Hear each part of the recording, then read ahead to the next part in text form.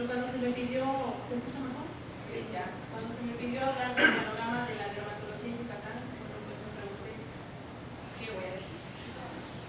Creo que muy de la mano va a hablar de la dermatología con hablar de la fundación de nuestro querido centro dermatológico, porque de ahí parten muchas cosas, por un lado, y por otro lado, pues es desconocido de manera general la existencia de este centro tan importante a nivel de la península de Yucatán. De modo que quiero hablar un poquito de la historia. Y bueno, como sucedió en el Centro Dermatológico Pascua, sobre todo inicialmente, su fundación, su creación o sus orígenes están íntimamente ligados con los esfuerzos contra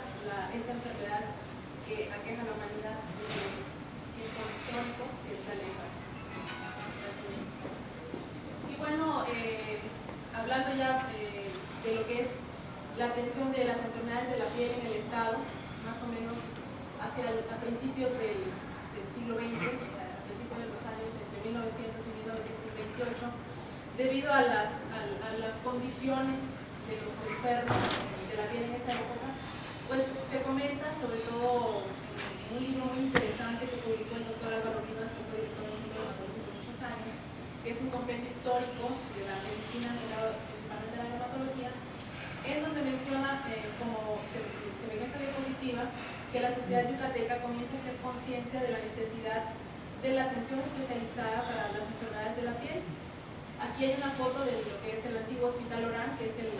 hospital general que se ubica en la ciudad de Mérida y que atiende prácticamente a gente de toda la península, como sucede también con el centro dermatológico. Y bueno, más o menos hacia el año de 1906, en el Hospital Orán había una sala en la cual se atendía enfermos de lepra, que constaba de 5 habitaciones con una sala de curaciones. Sin embargo, alrededor de 1928, en el 18 de mayo, se publica en el periódico, como estamos viviendo en la actualidad, un periodicazo, en el cual hablan sobre un paciente que había sido dado de alta con una enfermedad de la piel, la cual no estaba curada, y que se encontraba deambulando por los pasillos del mercado con una enfermedad evidentemente de tipo de afectación de la piel. Y entonces se responsabiliza principalmente al señor Fernando Ponce, debido a que este paciente no había tenido la atención adecuada. Se contesta esta nota en el periódico mismo,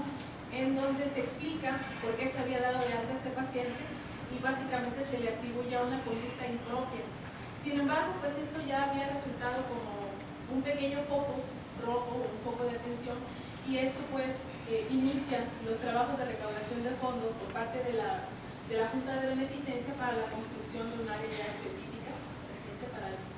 para la atención de estos enfermos, ¿no? Y bueno, instados también por las condiciones de esta enfermedad, bueno, principalmente de la lepra, a nivel nacional, aproximadamente entre los años 26 y 27 se hace el primer censo nacional de lepra y descubren de manera escandalosa que es una enfermedad muy frecuente, considerada entonces endémica debido a sus altos índices de prevalencia,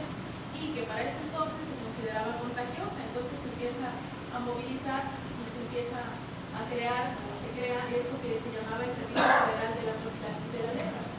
Este servicio obligaba a la atención de los pacientes de manera aislada, ya saben ustedes parte de esta historia, y que esto era con carácter de obligatoriedad. Y debido a esto y a las circunstancias que estaban sucediendo particularmente en nuestro estado, entre 1928 y 1929, con fondos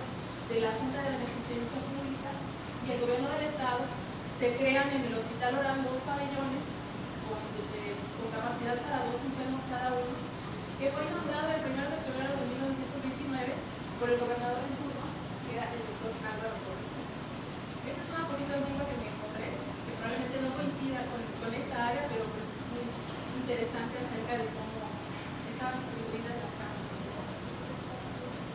Y bueno, hacia 1930 este pabellón que se había inaugurado con toda suntuosidad y que tenía gran capacidad, albergaba tan solo 7 enfermos, que eran varones, no había mujeres, y esto era debido a que la mayoría de los pacientes con lepra en esa época de modo que pues no iban a ser reportados, tampoco iban a ser recluidos en un hospital y tenían toda la condición socioeconómica para ser atendidos en sus casas. De modo que esta área se va a agravar. Y bueno, aquí recordarán en el contexto, hacia 1929 el doctor Guillermo López Lobelosa, después de varios años de estudio, obtiene la patente en Cuba del famosísimo aceite de Cholmurra,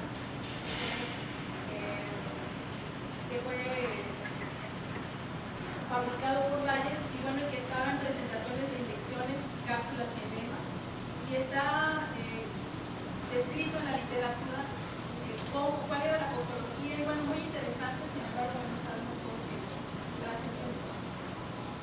Y bueno, este reglamento federal de la profilaxis de la lepra era muy interesante, porque de algún modo pues fomentaba el desarrollo de médicos especialistas que estaban distribuidos en toda la República, que se encargaban de detectar y de tratar a todos los pacientes con lepra. Sin embargo, pues era bastante drástico este reglamento, ya que tenía carácter de obligatorio en cuanto al aislamiento de los pacientes, y no solamente afectaba a los pacientes, sino que sus hijos necesitaban estar aislados también en asilos especiales si estaban sanos. Si estaban enfermos, entonces eran recluidos en los lugares donde se trataba la enfermedad. Y bueno, cuenta la historia de un maestro originario de Chetumal que fue destituido de sus labores debido a que tenía la enfermedad y era considerado totalmente, digamos, no apto para realizar sus labores. Este paciente fue ubicado en diferentes puntos de la República hasta que finalmente se le ubicó cerca del Distrito Federal. Estuvo un tiempo en Soquiapa, Rosario. Posteriormente el paciente pues, se escapó o algo así y fue ubicado en Leida, donde terminó en el área del pabellón de leprosos del hospital. Igual este reglamento, después de tanta elasticidad y ser tan estricto, comienza a entrar en crisis hacia 1955, que fue el año en el que fue derogado, y por eso es como será anacrónico, drástico y práctico. Y sin embargo, a pesar de todo esto que parece ser como bien lesivo, el autor comenta que no deben interpretarse estas acciones como algo falta de humanismo, sino que fue el producto de los conocimientos y de las circunstancias de la época. Y bueno, muy aclamado en el año 1958, un congreso en Bello Horizonte, Brasil, el doctor Fernando Latapí comenta esto que está en esta diapositiva que se dice muy famoso y que inicia una nueva era con respecto a la nos dice que el paciente con Hansen tiene derecho a una atención hospitalaria en cualquier hospital con cualquier otro enfermo y que estos pacientes deben ser sometidos a una rehabilitación física, social, familiar, económica y psicológica. En 1960 el doctor Fernando Latapí pasa a formar parte del Servicio Nacional de Profilaxis de la Lepra como cliente de este servicio y en esa época convierte los hospitales antileprosos en centros dermatológicos. No sé qué pasaría con los demás, pero bueno, todos sabemos cuántos hay. Específicamente en el estado de Yucatán se considera como precursor de la dermatología peninsular al doctor Carlos Medina Alonso, que como en esa época muchos otros médicos llegaban al estado de Yucatán habiendo estudiado en otras partes del mundo y trayendo sus conocimientos hacia el hospital. Este doctor fue muy recordado por sus clases de dermatología y dando la cátedra como parte de la carrera de medicina. Sin embargo, en esa época no estaba,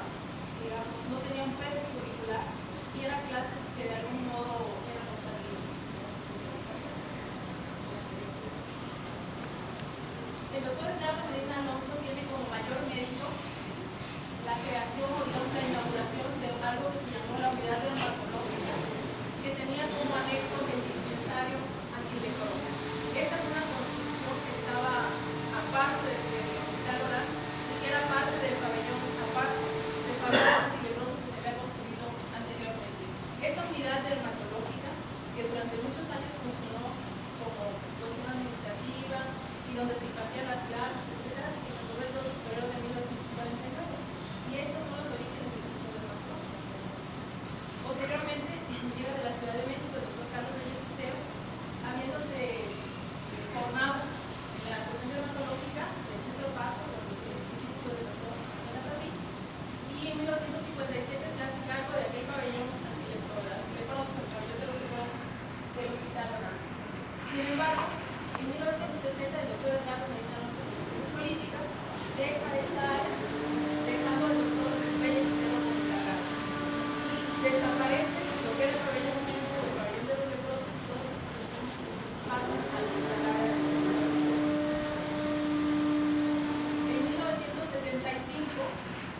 posteriormente se da